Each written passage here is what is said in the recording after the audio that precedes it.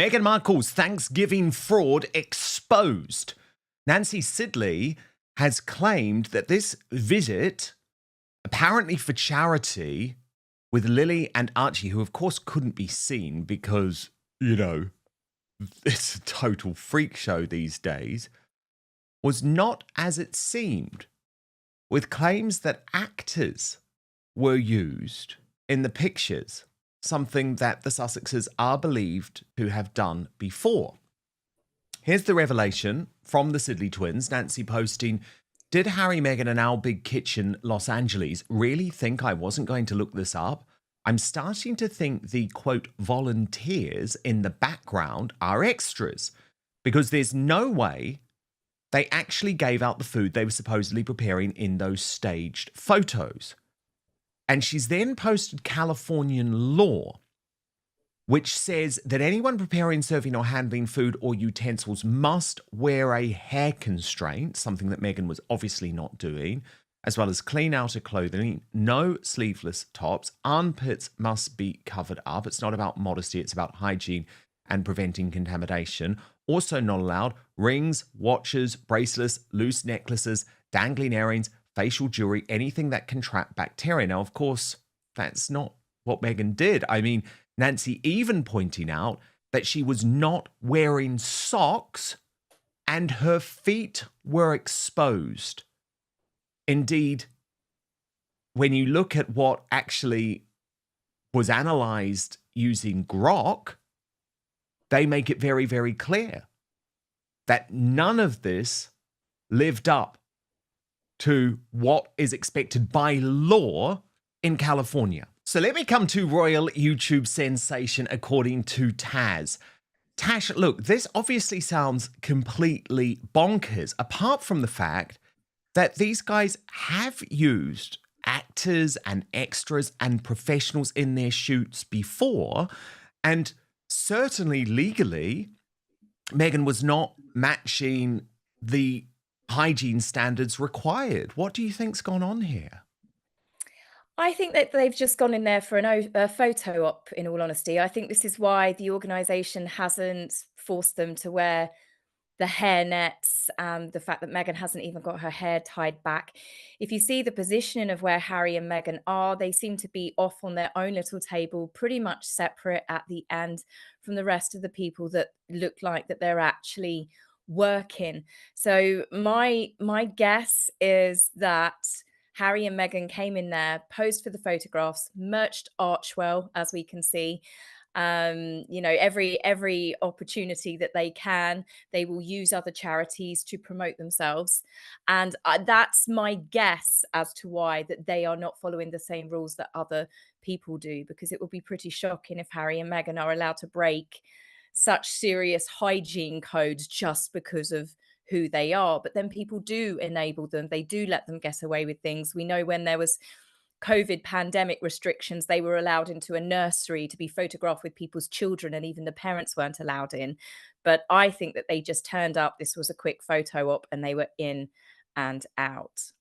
Yeah, because these events are never what they seem, are they, Tash? Because do you remember what happened with Meghan and the Afghan refugees, who also weren't what they seemed? So the problem is, I do think there is a track record now of us being completely unable to trust that what we see is what we get from these Sussex stunts.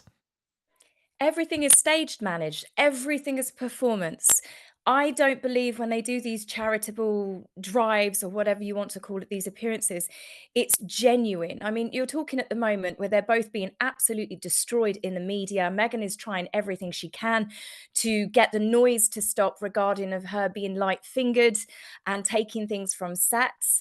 And then, of course, they pop up, and it wasn't enough just them. They've obviously got their children with them there this time as well.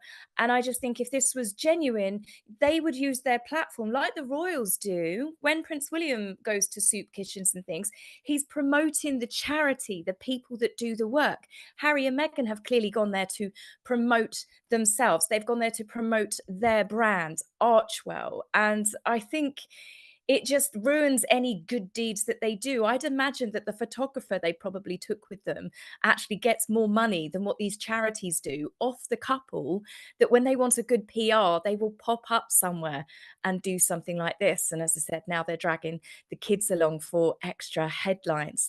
But I still don't think it worked. I did not see as many people as I would have expected jump on the fact that this was Archie and Lily's big debut doing charitable things, because again, it was just the backs of the heads. And I think not many people really care. No, but Tash, it's so obvious what she's doing there, isn't it? So, number one, Oh, as you say, it's completely controlled. It's on the Archewell website. But, oh, this just comes coincidentally after Prince George has just made his big debut at the Royal Albert Hall, and all of a sudden they're freaking out because it's like, oh, we've said we want our kids to be private, but actually, oh no, George is out there. It's so yeah. transparent, and we're seeing more and more of them, of course, and eventually this rule is just going to go by the wayside. Yeah, of course it is like that. It was when Prince Louis, in his birthday photograph, he had lost a tooth. Meghan, what was it? Within 24 hours, Yes. she appeared, didn't she? And then it was, oh, I've got to rush home because Archie's about to lose a tooth. It's obsessional. But yes, I think even with that, they're going to start using the children in a way to be competition for the Wales children. And I just find this completely bizarre. I mean, Archie was old enough, I'd say, to go along, to tag along with his parents to certain things, but not to be making food, I think, in a soup kitchen for homeless people. He's too young for that. And Lily is definitely too young. They look like they plonked her on a box. She's got her head over in a bowl where you can see this woman trying to work as well. And yes, again, it's just the whole hygiene doing and the stunts. And yes, like you said, it's just purely because they see the Wales children who are now beginning to become, especially Prince George, have their debuts, and they're like, oh, quick, we've got to be relevant, we've got to get Archie and Lily out there. And it's, as I Totally. said, it's everything's performative. It's Everything. performative, but it's also obviously completely hypocritical because it doesn't align Oh, with yeah. everything else that I've said. By the way, I do think it is funny that even GB News, which has been pretty on side with Meghan Markle in recent months, is now branding her the Salmonella Oh, Sussex because of yeah. her hygiene. And Brittany from the Royal News Network posted, haha, goodness, it's crazy how much she seems to confirm in every post that she doesn't really cook or host much, destroying the entire premise of her brand. She should just admit that her most consistent and favorite type of food is takeout and be done with it. And it's like, of course, we can see that, Tash. I mean, the turkey just looked awful. And I pity anyone, not only who had to spend yesterday in the miserable Sussex mansion, but also eating her awful dry food. Yeah, I mean, who doesn't like, if you're going to, it's just, she just seasoned the skin. There was no butter, no putting bacon on it. There was nothing to keep that turkey moist, No, but she it is doesn't the like gross. food. It's so obvious. She doesn't like food. She does like a drink. Do you know what I mean? It's very obvious. She has a love for a drink, and that's fine. But she's not an Yeah, eater. She doesn't like food. She's not good at food. She's also not good at hosting. But look, we've also got no. to talk, Tash, about how this Thanksgiving actually was really about Meghan Markle becoming, wait for it, a Soho House girl again. And as you Mm. posted on X, sorry, but Meghan's setting up these little pop-up stores in a bookstore and now Soho House to flog her as ever products just reminds me of the 1950s Tupperware parties. She stacks her stuff like one as well. And I do think sort of the huge embarrassment, Tash, of this total return to her past has been overlooked because of the timing. I mean, she even wrote on Instagram, talk about a full circle moment. In my old stomping ground of West Hollywood with a brand, family, and friends that have been part of my life for so long, and also part of my love story with H. So she's even now having to lean into this. And sometimes, comedy, Tash, sums up perfectly what's really going on. And I wanted to show you this brilliant spoof of Lauren Lunn Farrow, our friend over at The Insider, suggesting a conversation between Meghan Markle and Marcus Anderson about how exactly this pop-up store came to be. You'll love this. Watch. Marcus, I have got loads of jam and I need to do a little PR thing. Do you think you can stock it? You won't stock it on the website. Okay. Could we do like a little pop-up shop, like just for, I don't know, half a day? Yeah. No, that's fine. I know you won't do any social media about it, but I've got a boot full of white label jam. So if I drive it, yeah, and I'll just do a little video where I lay it all out on the table. I'll walk around the table, and then maybe I could do some PR, and the public will fall for it. Yes, they'll fall for it. No, Netflix aren't selling it on their online store. No, I know the show didn't make the top 300, but we won't talk about that because I have copy approval in my interviews, Marcus, so people don't ask me about it. No, what I'll do, I'll put it on Instagram and no one can have an opinion. We'll just have their money, but they can't have an opinion because I took the comments off. Okay, all right. Thanks, Marcus. Bye. Dash it. I mean, that is probably how it went, because this is mortifying. I mean, remember earlier in the year on the podcast, it's like, I'm going to be in retail stores, and, Netflix is putting me in their brick and mortar stores, and we're going to be all over the Netflix website. Now it's a pop-up at a local bloody bookstore in Marcus Anderson, Soho House in Melrose. I'm telling you, Dan, she's just mere weeks away from begging some rich people that are on the WME client list. She'll pop up in Gwyneth Paltrow's kitchen soon, doing, like I said, selling it like it's the Tupperware. She'll be like stacking it in people's homes, trying to get people to buy it. I mean, this really is embarrassing. And yeah, I mean, Netflix, the fact that Netflix aren't selling it on their website, that was something that made me laugh, because she's like, oh, yes, well, Netflix has said that they won't, through spokespeople and sources. It was always this clapback that she's obsessed with doing. But when she said, oh, yeah, they'll be selling it in the stores, and then it turns out that the stores have no intention of selling it, then it'd be Netflix will be selling the products on their website. Was a Netflix person came forward and said, no, thank you. No, Meghan will be selling her stuff on her website.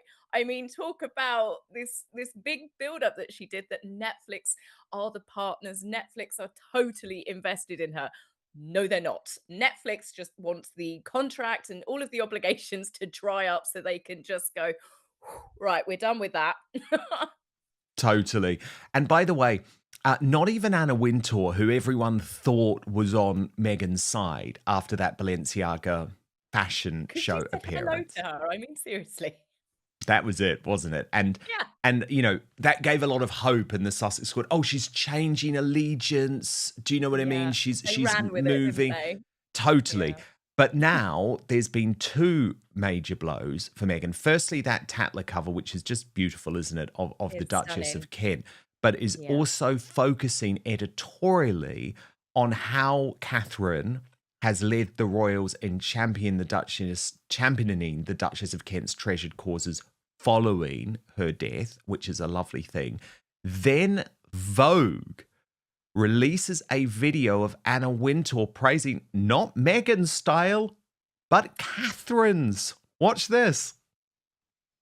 Perfect for you. Hi, Anna. What celebrity can I look to for my holiday style inspiration this season? Great question. I don't think that you can go wrong with the Duchess of Cambridge, who always looks impeccable. And I think right now, when we're thinking very much about styles that are a little bit more classic and have a heritage feeling, when you look at what she wears when she goes to church, could be a Catherine Walker dark red princess coat, or when she has to go out at night with her husband, something a little bit more glamorous like a McQueen, but she always looks absolutely impeccable. So, I mean, goodness me, that is huge praise from Anna Wintour. Highest of praise, Anna Wintour. But yeah, she's not wrong, is she? I mean, Catherine, no matter what event she's going to, if she's rocking up at a farm, if she's, going out in the evening to a big glamorous event, or even this, not many people could make a grey houndstooth dress look as glamorous as Catherine does. She really is a beautiful woman, which shines through, and her fashion choices are completely impeccable. She always looks incredibly tailored. She always looks amazing. And Anna Wintour, that's definitely going to have irked Meghan a bit more, I think. But I mean, they really did run with that. All she did was air kiss her and say, hello, darling. I mean, that was pretty much it. But Meghan did latch on to Anna, and she tried to walk in with Anna. And I think Anna knew exactly what Meghan was doing, and she obviously hung back. And that's when we had the grand entrance of Meghan with her entourage, like she was the star person on that catwalk. But yeah, I do. It does make me laugh because it does tend to blow that out of the water. There is no switching of allegiances. She was just simply being polite because the cameras were on her. Totally. And can we just remind everyone, Meghan didn't get the Vogue cover. Okay, she got Harper's Bazaar, but she needed the Vogue cover. That's what she wanted. The new editor of Vogue was there, but the new editor of Vogue still reports into Anna Wintour, so Anna Wintour would have had the final say. She didn't get it. Okay, she didn't get it, which is why she went to Harper's Bazaar. So, like, Anna Wintour threw her a tiny bone, but she didn't get the cover. I think we all just have to remember this. Now, we saw Catherine, I think, looking absolutely beautiful yesterday, Tash. Yeah. But have you seen, this has really been going viral. Lots of people saying, oh, she's too thin. And there's a whole online campaign about this. Did you have any concerns, Tash? I mean, obviously, we know she's still dealing with her health issues, but did you have any worries?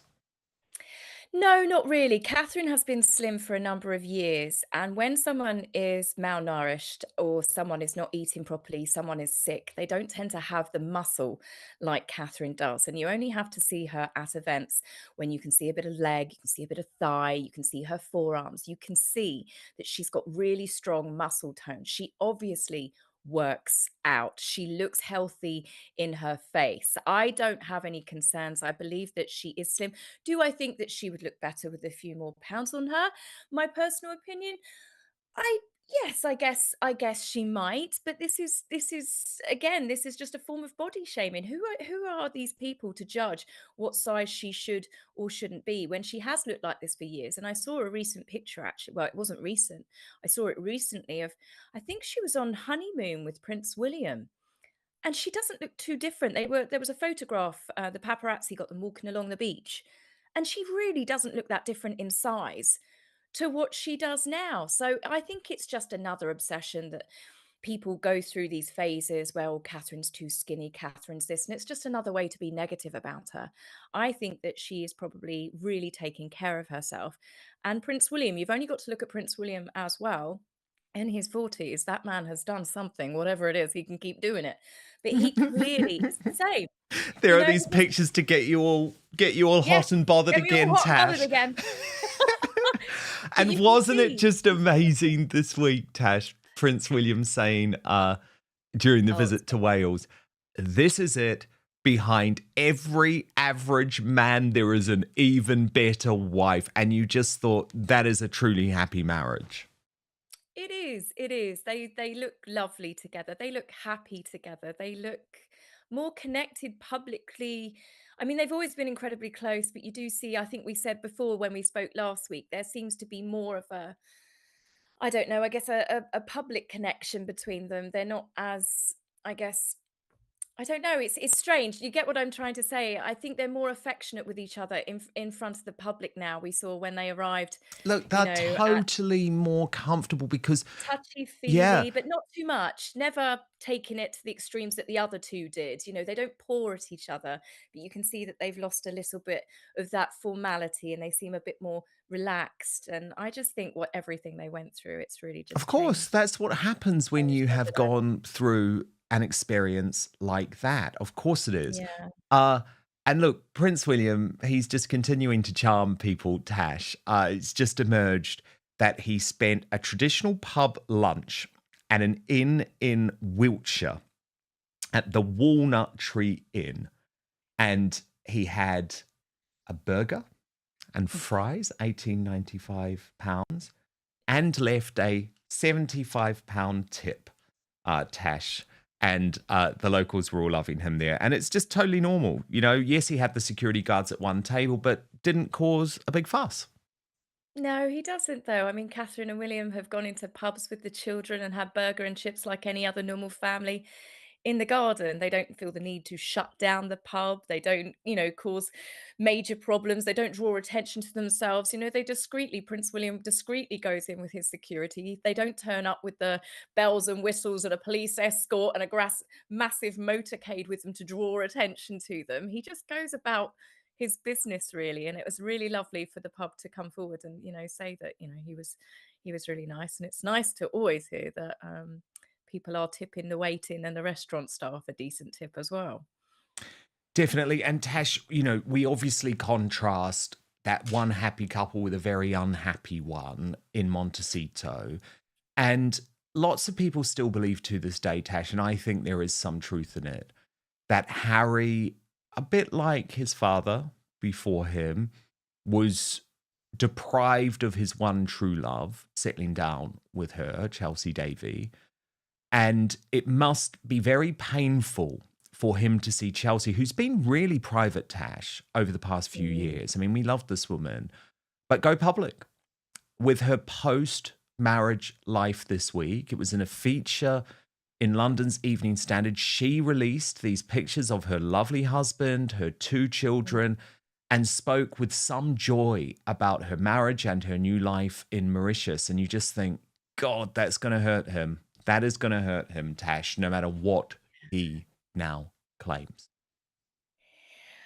I mean, she really is living the dream. She looks completely happy. It's clearly obvious that she dodged a bullet, whilst I believe that Harry, that they were first loves, weren't they? I believe, she did love him very much, but, you grow, you change. And I think that she, as much as Meghan's ex-husband, that they've definitely gone up in the world with their life partners. They seem a lot happier, and Chelsea is absolutely glowing. But let's not forget that it was only in Spare that he tried to drag her into that as well by bringing her up, and I don't think her husband appreciated that very much. Then with his court cases, Harry's, going up against the evil media dragons. He kept bringing Chelsea into it, putting her back in the newspapers. This is something that she didn't want, and part of the reason why she, said that she didn't want that sort of life. And Harry just still seems hell-bent on every opportunity of dragging her into it one way or another. And I can't imagine that that went down well, especially when she's moved on and happily married 2 beautiful children. But yeah, she certainly looks like she's living the best life. And yeah, it's a shame. She would have made a beautiful princess, but that life just wasn't for her. Perhaps Harry will have better luck when he has his second wife.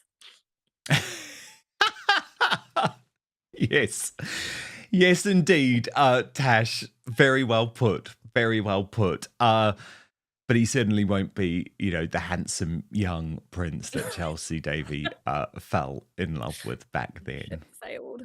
No, indeed. That we've got Meghan Markle has shared photographs of herself and Prince Harry baking cookies and preparing meals for the hungry.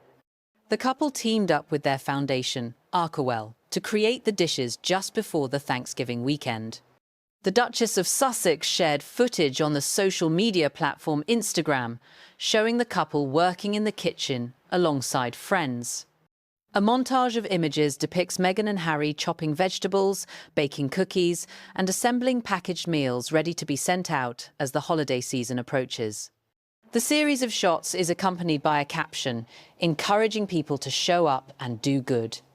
As the season of giving began, the non-profit organisation Archewell reported that Prince Harry and Meghan, the Duke and Duchess of Sussex, alongside the Archewell team, joined Our Big Kitchen Los Angeles to prepare and package meals for community members experiencing food insecurity.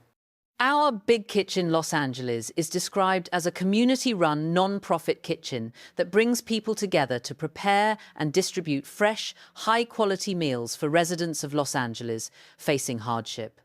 The meals prepared during this session were destined for local schools, shelters, senior centres and other community organisations serving neighbours in need.